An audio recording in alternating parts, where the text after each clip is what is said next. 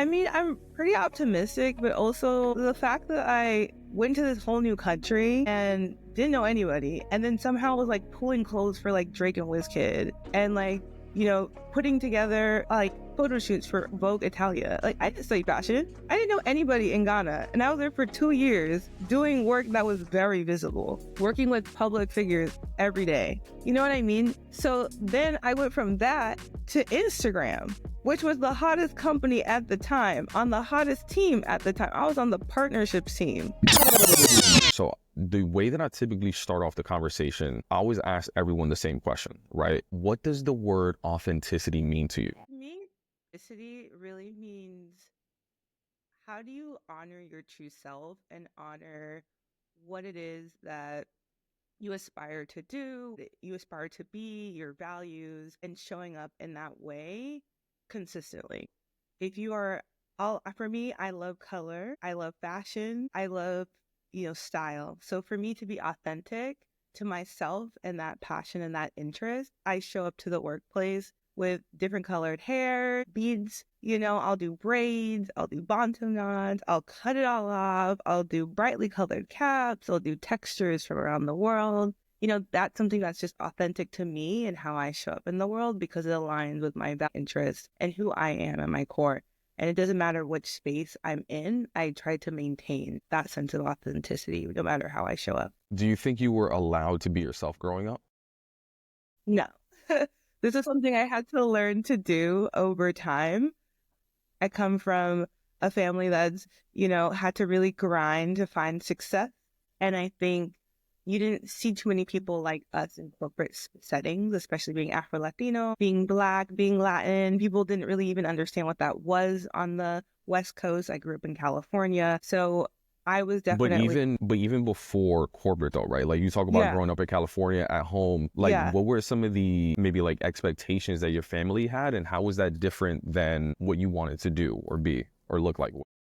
Yeah, I think in terms of how I showed up in the world when it came to style, I think my parents were always very reserved, very conservative. So they kind of wanted me to be in clothes that didn't fit. Like, they were always 3 sizes too big. My dad would get me like a 3XL, and I'm like, who is this for? And he's like, you. And I'm just like, okay, that's not really my size, but fantastic. I love the gesture. And I think a lot of the clothes were more muted tones. It wasn't something that you wanted to stand out, because I already stood out. We were the only family that was Black, more or less. We were the only family that was South American. There was always a lot of standing out. And so, whenever there was an opportunity for a school where you could do uniform or not, my mom would always have us in uniform, so there wasn't like a huge opportunity to express with how you showed up. And so that was something I had to learn later in life as an adult. When did you realize that you were standing out? Like, you mentioned early on, you realized like, oh, I'm the only this here, I'm the only this here. Like, when did you start picking up on those some sort of things? For me, it was in elementary school. I distinctly remember being in 2nd grade, and they had yellow, blue, and red up on the wall, and they asked what these colors represented. And I shot up my hand and was like, that's the Colombian flag, y'all. And they were like, no, I don't know if that's true, but like, we're talking about primary colors. And I was like, visual. Sorry, maybe not the cussing, but like, I was shocked that people didn't know where Colombia was or what it was, or people like me looked Colombian. Because again, I think, especially then, if you weren't Shakira, like, nobody really understood anything else about Colombia except for the negatives about the drugs and the violence and things like that. So people just didn't have context for this place that my family had come from. And so I think I really felt othered in that moment, because I knew for a fact that yellow, blue, and red, especially in that order, was our flag. It's funny. The fact that this adult was confused. I was like, what's wrong with you? It's so funny because that's where my mind went immediately. Colombia. That's why I would have never thought primary colors. What? Primary colors. I'm not even gonna lie to you. I was today years old when I found out that that's what primary colors were. Okay, you see? So also, it sounds like you realized at an early age that there was this like negative perception of Colombia and like Colombian people. Like, when did you realize that?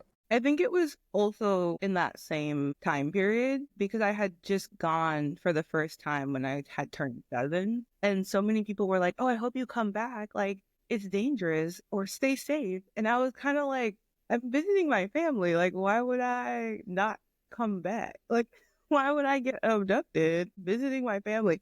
And we're young, we're 6, 7, people are joking.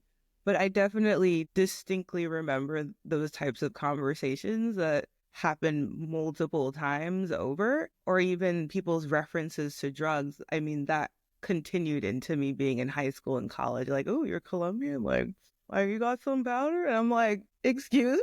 Like, I don't know you. Like people would feel that comfortable just like sharing those sort of like jokes and things with you. Exactly. First impression, that hasn't happened in a little bit, but even through college, like I remember people would come up to me and that was kind of considered to be okay. Or I've been on some first dates where I mentioned my dad's from Colombia and they start talking about narcos and the cartels and Cali, and is somebody going to come after me if your family's from Cali and I messed you up? And I'm like, I don't think you do anymore. Yeah.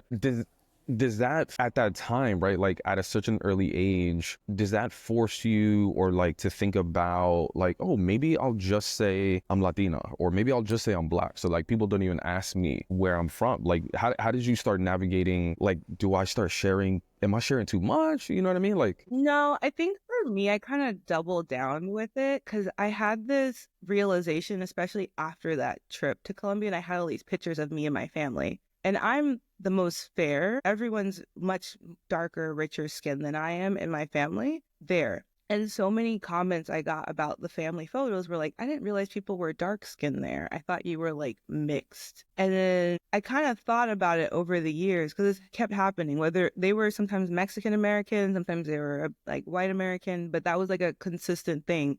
If I had photos of my family, it was just like this shock that there were Black people in Colombia. And I think I started to realize it's because they don't have exposure to anyone that looks like us. So if you look at Latin media, like, why would you assume there are Black Latinos? When you look at the media representation of especially Colombians, no shade, no tea, but it's like Sofia Vergara, you have Shakira, you have Maluma, you have J Balvin, Karol G. Like, they all look a very specific way that's not like you or I or my family. It's like there aren't, especially growing up, there weren't very many representations at all of even speaking roles of people in telenovelas that had even a bit of color to them. So I think I started to realize if nobody here is South American and your only representation in media doesn't look like my family or myself, you wouldn't necessarily assume that that group of people exists because you just don't know what you don't know and you don't have exposure to. did that make you want to get into, like you mentioned media a few times and Yeah.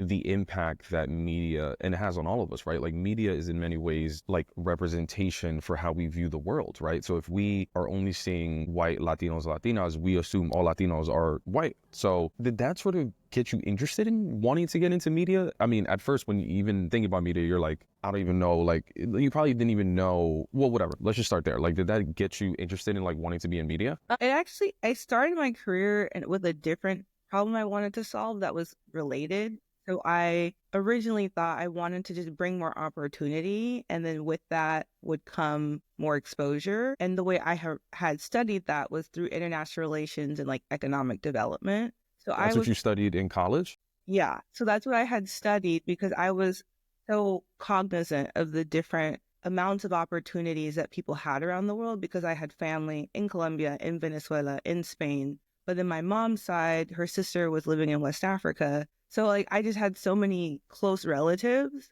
who were in completely different continents. And it didn't seem fair, the lack of opportunity in various parts of the world, just because like I was just born in San Francisco, but the way my life is so much different than my cousins who, same genes, same, whatever. But I have just so much more opportunity just by naturally being born here. And so I started to be really interested in that and like entrepreneurialism. And it took a while for the media piece to kind of come into play because after I had graduated, long story short, ended up in Ghana doing an internship that my aunt had connected me to because she was working there at the time.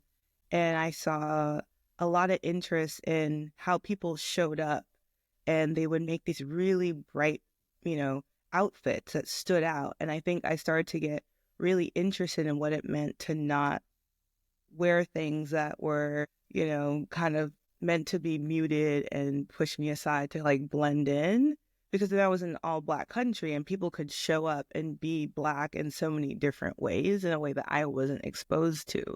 I started doing more with tailors and like sketching things out and getting really into the fashion piece of it. And I came across Rosario Dawson's fashion brand that was based in Ghana, and she's Afro Latina. I'd grown up watching some of her work, and I just like emailed them until they worked with me and they were willing to bring me onto their team. And I think through that experience, that was when I kind of reconnected the points about media, because here you had this country that didn't have a media industry, like a not really developed one, especially in like 2015. Most of the media was coming from Nigeria, UK, but you didn't really have anything truly rooted in Ghana and what it meant to be Ghanaian outside of like local news type thing and like commercials. But I was starting to see a lot of like, I guess, influencers at the time who were telling their story authentically on Instagram and YouTube in particular at the time,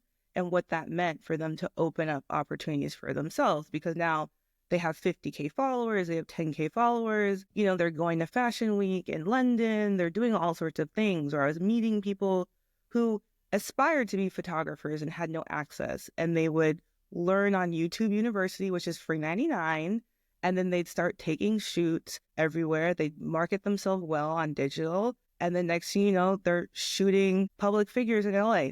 So I was seeing this kind of hustle and what it meant to tell your own story and the power of that through digital, because especially at the time, if you didn't have access, you didn't have these huge marketing budgets, it wasn't possible before to have your message reach millions of people, and what that meant to authentically tell that story as a person of color in a part of the world that didn't have a robust entertainment or media industry was really powerful. And that's kind of how I ended up in this like social media space and really thinking about what the weight of that meant. But it was definitely a journey and an art, because I definitely see creators and folks who are online making these opportunities happen as digital entrepreneurs. So it's just an evolution of what I think I went to go study, even if the tactics are very different. That's fascinating, because like we talked about earlier, like what representation was, and to be representation at a certain point, like years ago, you had to make it to a certain level of success to be seen by the public, right? You had to be,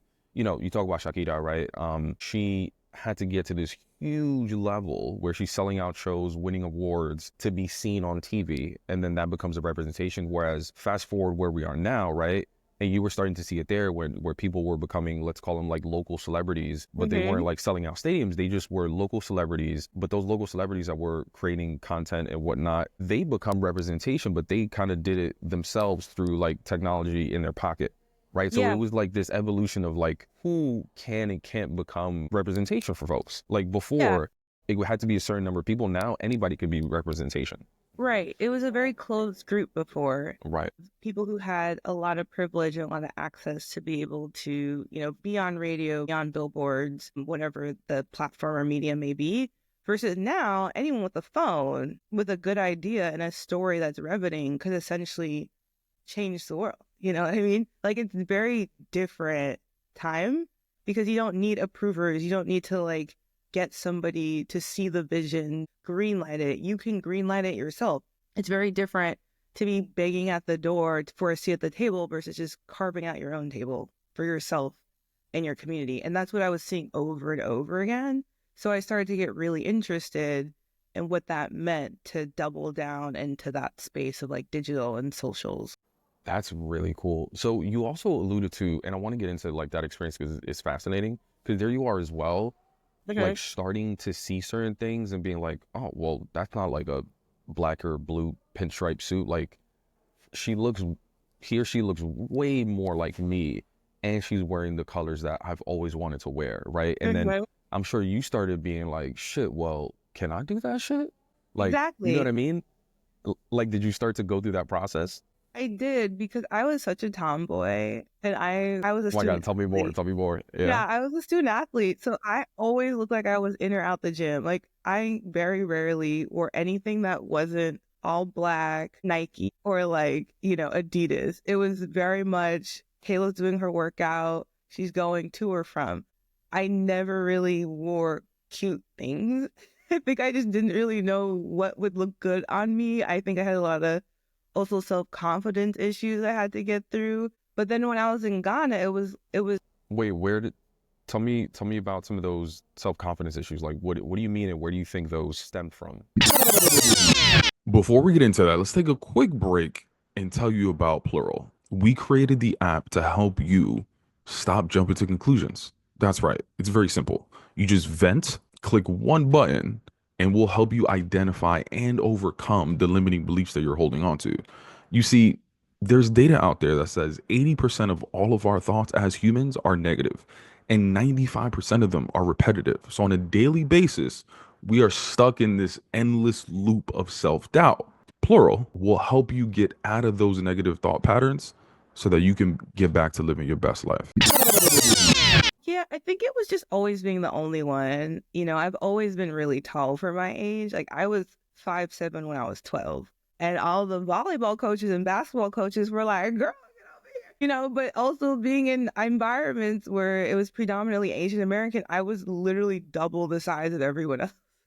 And especially in middle school and high school, people started getting really cliquey based off of cultural background. So Southeast Asian, like Korean would stick together, Taiwanese would stick together, South Indian, like it was very specific pockets of people based off of their cultural backgrounds. And then I was like, kind of just there. I could be friends with everyone to an extent, but there was also limitations to how much connection I think I could have because it felt like it was very clicky based off of cultural background, which there weren't other people like me. So I think I kind of adopted this sense of like, oh, I don't know if I'm as attractive as these other girls because I just don't look like anybody else. And so then Well, when I I think went, also what you're talking about is something that all of us do yeah, even now, right? Like what you're yeah, saying is like I compared myself to people that were around me, hmm, and if everyone looks a certain way, I'm gonna assume that that's the standard of beauty, so I don't look like that. You know what I mean? Like it's just a downward, unfortunate spiral. Like it's not like anyone was like you are the things that you're like. It's not like anyone was telling you that you don't look that you're ugly or whatever. It's like you just start like internalizing based on the own stories that we tell ourselves. exactly. There was a lot of that internalization going on in a negative way. And then again, when I went to Ghana, it was a very different story because everyone was black. And I had studied abroad in Cuba too. And so that was also a similar situation where I just kind of like blended in a way that I hadn't before. And, I mean, just personally, I never got asked to like to a dance or to a date or prom or anything.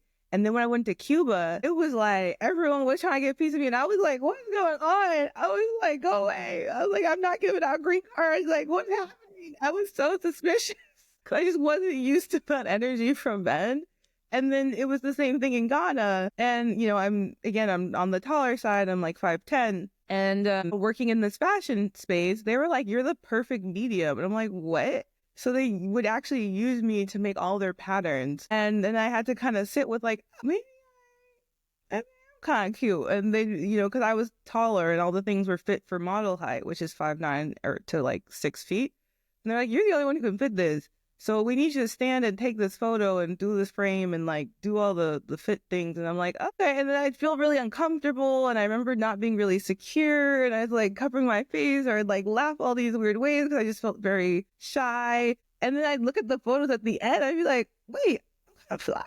Like I kind of look hot. Like what's You're going like, who is that? Oh, on? that's Yeah, me. literally. I'm like, who is she? And they're like, that's she. Yo, but that's so funny that like here people are like complimenting you and telling you like, yo, you're perfect for this, but like it was hard for you to even accept the Yeah. like positive affirmations. Like you're so like it was hard for you to even accept the fact that like, wait, I am beautiful. It's just that like Yeah. the people that I was around didn't see what these people are seeing. Yeah. Because I was just in a different side of the world Yeah. where, the standard of beauty was also different that aligned a lot more to what I look like. So what were some of the things that, all right, so what I found is that when people realize like, oh shit, like, let me lean into this. Let me start leaning into like maybe what I was afraid to lean into previously, but they don't do it like all at once, right? Some people are like, you know what? I'm gonna finally do my hair how I wanted to do it, or I'm gonna finally wear that color that I wanted to wear, or I'm finally gonna talk the way that I wanted to, right? And they do it in phases. Like, what was that first thing for you where you just like, I'm gonna lean into this a little bit? Yeah, I think the first thing was exploring different clothes that I could create or like kind of bring to life myself. So I could find different, fabrics and then go to a tailor and show them Pinterest images or mood boards and kind of sketch out what I would like it to look like. So I think that was kind of the first process, because a lot of the clothes or the fabrics that are really stand out in Ghana are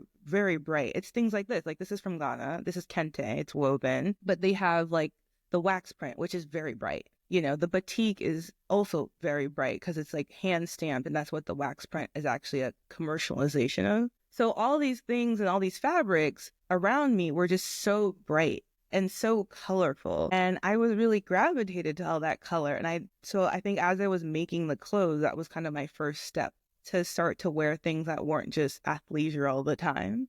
And then from there, I started to do more with my hair. Because in Ghana, you can get your hair braided for $20, okay? And it would spend, you know what I mean? It's like down your butt. They bring you the hair. It's like $30 to have somebody come to you with the hair. Whereas in the States, in LA, that same thing might cost $200. So I think because it was so affordable to get my hair done, I started to think about different designs, different colors, different textures, and it was slow, because my mom had a very like only natural hair colors. So I only had like black and like variations of like brown black, but never anything like even like this. That was like too much, too much. So what was the first color that you were just like, oh, I'm gonna try it. I'm gonna go for it? Yeah, I did like a very dark purple that looked black, and it was like interwoven with black, so you could tell it was there. Your mom was like, girl, what the hell are you doing out there? She was kind of like, what's going on? Because you could only see it if the light hit me a certain way. So it was very subtle. And then I liked it. So then I started doing like black, but then I would have like a strip of like blonde hair braids. So then if you twisted it up, it would kind of like look like it interwove. And then and then Beyonce did Lemonade. And I was like, I need those braids. I want the exact shade. I want the exact everything.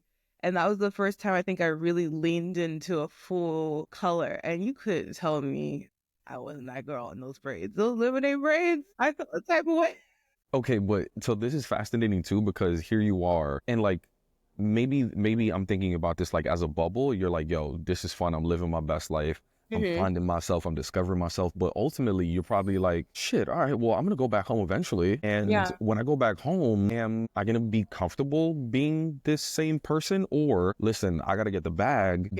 Why just like, what is that sort of mindset when you're just like, listen, I got to get a job. I'm going to go into corporate. Am I going to stay being myself? Like, what did you go into when you went back home? Yeah, so I actually was in Ghana for a considerable amount of time. It was almost 2 years. So I think because of that, a lot of the transformation kind of was setting in of like, this is who I am and this is what it means to not try to be palatable to somebody else. Because I had realized that I had spent so much energy trying to be palatable, not being too much, being just enough. And at the end of the day, if someone doesn't like me, they don't like me. So I need to just be, again, authentic to myself and what that means to me, because it's too much energy to pretend to be this other fictitious person. I distinctly remember somebody in college.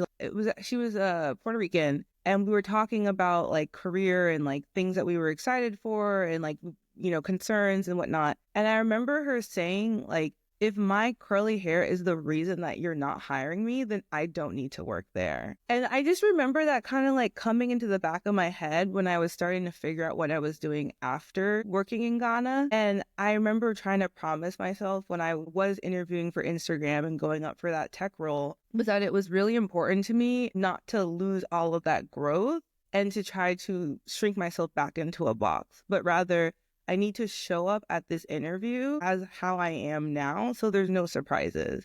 So I actually came to the interview with this really brightly colored, like boutique head wrap.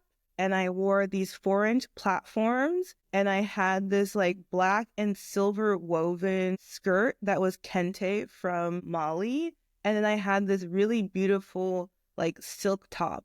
So it looked very professional, but it was still a lot of personality in the outfit itself. And I remember thinking like I needed to come here on day one how I am. So that way it's not a change when I wake up and I'm tired of being this fake person.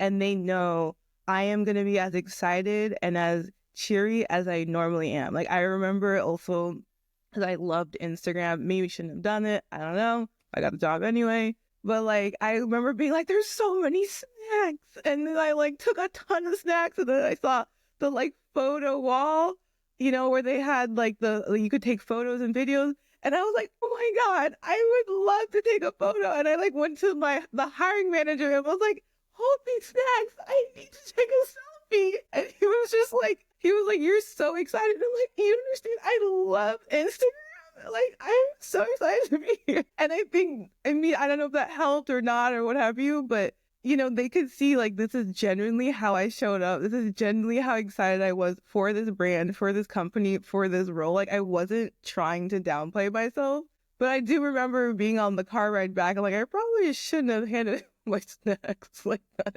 I was just like, so, oh my God, I can't believe I'm here. But even that, like you're saying, like back in the day, like that level of excitement and enthusiasm, that's something that you would not have shown. Yeah, because I think I would have thought that was unprofessional. Right. You're like, they're not going to, like, what sort of stories were you telling yourself? Like, oh, they're not going to take me seriously if I like tell them to help me take a picture or something. Exactly. Because I needed to play it cool and like, I know what I'm doing and like nothing will faze me and I need to be perfect. I think that's what the older me would have thought. But I was just so convinced that they needed to hire me for me. And that enthusiasm for life and that joy is just a piece of my personality. And if that's something that's going to turn someone off, then it'd probably be very difficult for me to work there because there would just be tension all the time. I agree all the time. Like, it's kind of like a blessing in disguise if you end up showing up as your most authentic self and they don't hire you based on like your hair or how you're dressed, because ultimately, like, I don't think that's probably the place for you long term. Like, you want to be somewhere that they accept you for who you are, because it is exhausting being someone else. Exactly. And I'm glad that Camila had said that, because that really resonated with me when I was in so many different rooms. I need to just be me. And if people are on board, cool. But if they're not, like, find someone who is. Tell me, when you are yourself, I think a really interesting thing that happens that a lot of people don't talk about is, again, going back to representation, we forget how much representation we are for folks. Like, people are always looking, and we're inspiring people and motivating people and giving people permission just by being ourselves to be like, oh shit, well, if Kayla could do it, maybe I could do it, right? Like, do people ever tell you some of those things? Do people come up to you? Like, what sort of feedback have you received?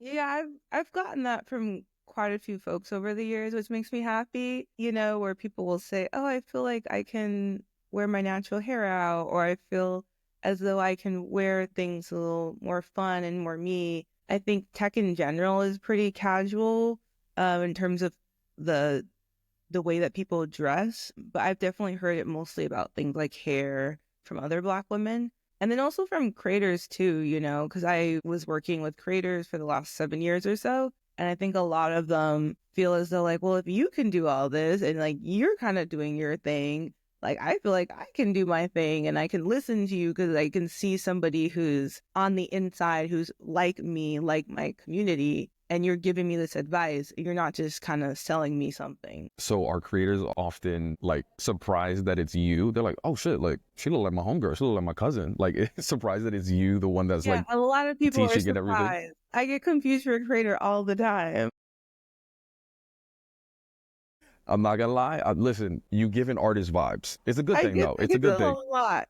But I think it helps because then I can connect with creatives very easily because they feel as though like I'm a part of that circle. And a lot of my friends are creatives or they're artists. And, I'm in those circles. So I get what the vibes are. And so I can just kind of advocate from a business standpoint. To your point, you're able to do a better job because you are yourself. People are going to gravitate towards you because you're not just like I don't know, buttoned up, boring version of yourself. I think your role in the last few companies that you worked at is fascinating as well. It'd be great, like, if you could just talk your shit a little bit and tell the people about like some of the work that you were doing previously. Yeah, so I created Casa TikTok, but before that, I even created the role for myself. So, kind of how that came about, I hadn't known anyone on the TikTok side, and I DM'd the director of the team and said, "Hey, I'm really interested in multicultural creator communities and how to amplify us because I don't see enough of us in media at the top." And there's a lot of appetite because we're starting trends. We're creating what's relevant on platform, but I don't see that success at the top. And I've been doing all sorts of different, activations and events and campaigns and ERGs, but I just don't have the space to do that anymore as I'm rising in this content funding role, which is now taking up all my energy and time. And I had offered to send him my resume. He was down to connect. And then we started talking. And then he actually interviewed me for Black TikTok to help fund and create what that would be as an experience for Black creators. And they had ultimately gone with the internal hire. And they were so bummed because they loved talking with me. And I said, well, I'm Afro-Latina and I'm bilingual. So one of the largest and fastest growing demographics in the country is actually Latinos.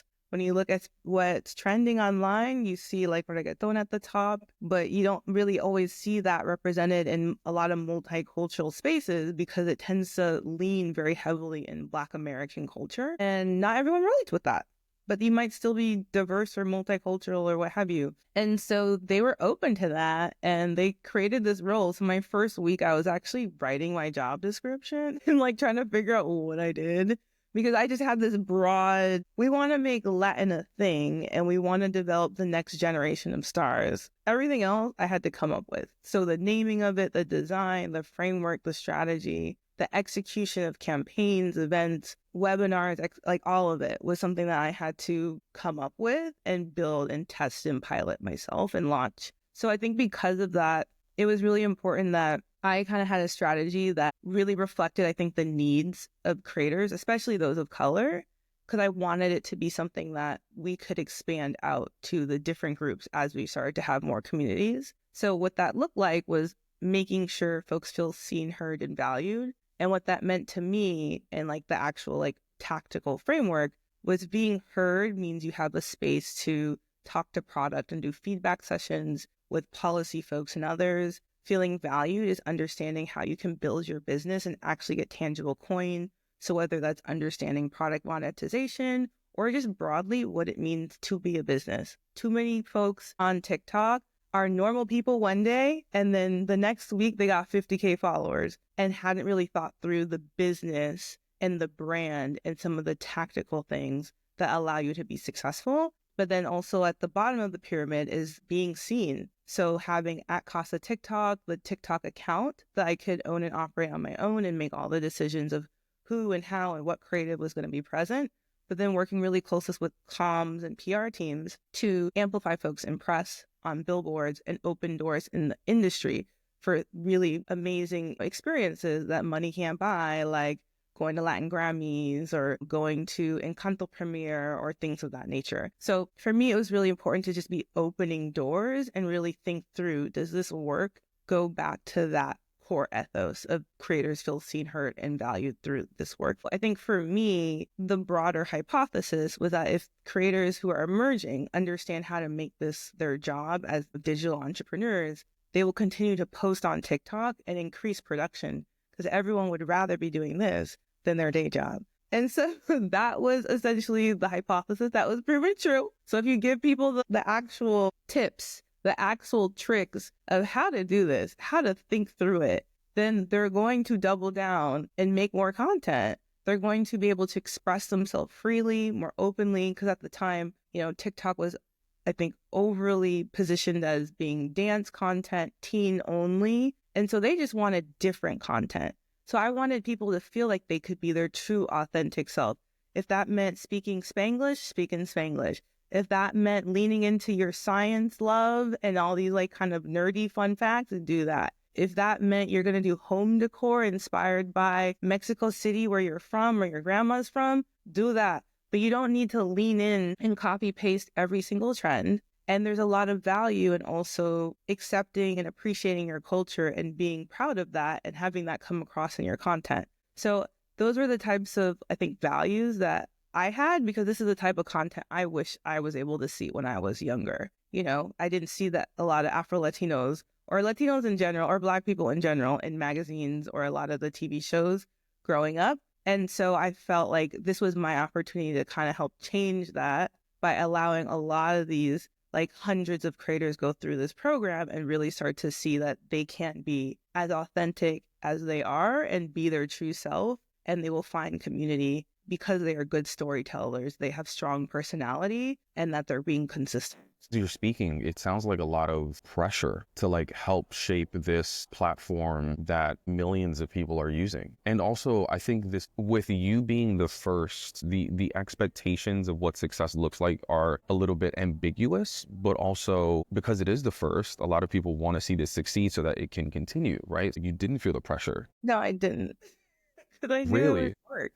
Is that naturally you? You're just like, this is gonna work. Like, are you always pretty optimistic? You're just like, I have a plan. I know this is gonna work. Like, it is what it is. I mean, I'm pretty optimistic, but also the fact that I went to this whole new country and didn't know anybody, and then somehow was like pulling clothes for like Drake and Wizkid, and like, you know, putting together like photo shoots for Vogue Italia. Like, I didn't study fashion. I didn't know anybody in Ghana, and I was there for 2 years doing work that was very visible, working with public figures every day. You know what I mean? So then I went from that to Instagram, which was the hottest company at the time, on the hottest team at the time. I was on the partnerships team, working with public figures at a whole new level, right? And I did not know anything about tech. I didn't formally have any marketing degree or comms degree. I just got in there and was like flying. Like, it took a lot of time and effort and like to be able to get over the imposter syndrome and to learn the space, and to, like, it wasn't easy, but I had done more challenging things before that. And at this point, I felt like it was a combination of all my experiences, because I knew TikTok was going to be hectic and a little like nutty. Working in a country like Ghana where the power is constantly going on and on, like, that was a little nutty. So I can deal with and be flexible with things that are not always clear cut. So I knew I already had that. And then I actually tangibly had the skills because I saw the partnership team grow things from 0 to 100, right? I saw some of their first creator initiatives. I helped create some of their first like multicultural campaigns for Heritage Month and what that meant to activate on site. So I had done so many of these things, and I had a lot of ideas of what could have been different or what could have been better. And so I was just blending all of these experiences into one. So I didn't feel as though I couldn't do it because I already convinced them to hire me when they didn't have this on the roadmap. So there wasn't a way that this wasn't going to work. I don't know, like, that's me just being a little bold. It's like, I'm going to make this happen. You're like, just get on board. You're like, why? That's interesting. It's like, why would I have imposter syndrome? I've done harder shit before. Yeah. I've done shit with less resources. I've done shit where like I'm out of the country. I don't know nobody. If anything, that was practice for this. Like, I'm good. Yeah. You know, I had been in harder positions before. So this didn't feel like it was going to be that out of scope, you know? And at the end of the day, if it didn't work, it didn't work. I would just learn from those lessons. As Cardi B says, we don't take L's. We only take lessons. So I would have just like evaluated and pivoted and piloted because I'm good at analyzing data, looking at where the creative solutions could be, because that's the thing is you sometimes fail forward. You don't always know. And that's fine. That's a part of the process. So to wrap up, you know, we're not done growing. We're still learning about ourselves. Mm-hmm. What's the one thing that inspires you to continue being your most authentic self? Yeah. I honestly, sometimes I think it's just like a younger version of me inspires me to be my most authentic self, because I know that she would be proud to know that we don't have to hold on to all that energy of not being enough or needing to blend in or needing to do something different. Because I think I always loved creative things at some element. I was always into like kind of being really crafty and kind of DIY. When I had a project in English or something, I'd go really big on making the cover like really intricate. I'd love to do things that were colorful and fun like that. And I just didn't realize it could be a career path where I could blend that side with my more analytical brain. So I think for me, a lot of who motivates me is like past me and like what it might mean if I one day become a mom and then have like a daughter. Like I would want to make sure that she knows that we can be however we want. Yo, that wraps up another episode of the Plurawl podcast. If you enjoyed this episode, please do us a favor, leave a rating and a review wherever you're listening. It's going to help make sure that people find us and hear these stories so that we can finally redefine professionalism.